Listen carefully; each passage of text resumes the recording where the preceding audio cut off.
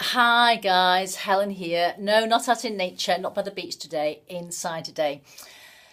Last night I was asked to be part of an evening of inspirational talks. Oh my goodness, it was an amazing evening.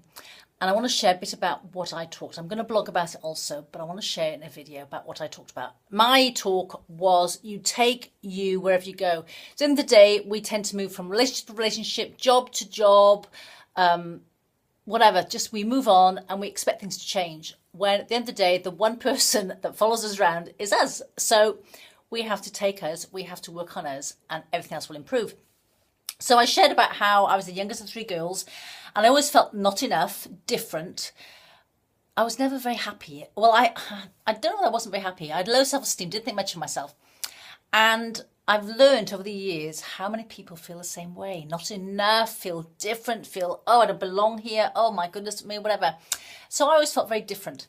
And it was quite funny because about a year or so ago, I embraced being different. I love being different now. I embrace it and I want you to too, because I've got one side of my hair short and one side longer. Now, not everyone gets that. I have some people come up to me and they're talking to me and I can see them looking at the side of my hair and I go, yeah, one side short.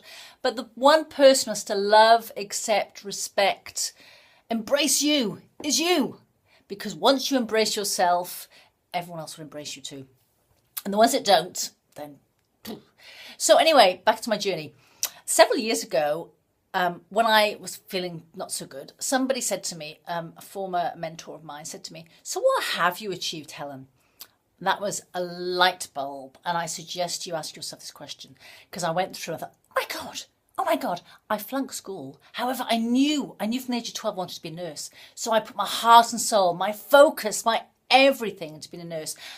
I knew how to get biology. I got biology. So, whoa, I got nursing. I was like, wow, I've achieved it. I was like, it blew me away because I'd felt I would always failed.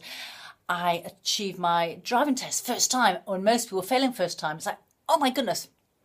I want to travel the world. I now live in New Zealand and I'm back in the UK at the moment. And I had children. It was like, oh my God, I've achieved all my goals. I was so excited. I was like a kid at Christmas. And that's how you can be too, when you ask yourself, so what have I achieved? So fast forward, when did things really start to change for me? About 9 years ago, we lost a close relative. Devastating time.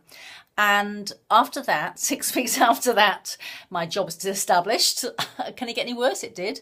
And then after returning from the UK, where I'd gone to grieve my family, etc., I was given a job I wasn't right for. It was way too much for me, certainly when I was in grief. Anyway, for the following year, I was bullied. My managers found fault with me, everything I did. And I also had some health issues. So every few months, I was going to the hospital for my health issues, and I was being bullied, being told to jump and ask how high, etc.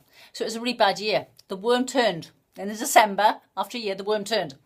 Enough is enough. And long story short, I walked away and they gave me what I wanted. The following year, I thought, oh, I'll do a degree, because my sisters had degrees and I thought I wasn't good enough unless I had a degree. So I started to look into it, and as a single parent, I was getting really stressed. And my daughter said to me, Mum, why are you doing this if you're so distressed? So I thought, no, I won't do that. Instead, I got into personal development. Oh my God, never look back. Aside from having my two gorgeous children, the best thing I ever did. So what have I learned since then? I've learned things like the mirror exercise, which can be tough, but you have to do it. You look in the mirror, you tell yourself 5 things you love about yourself, And yes, for me, and at first you look and you laugh, think, oh, I can't do this. Yes, you can.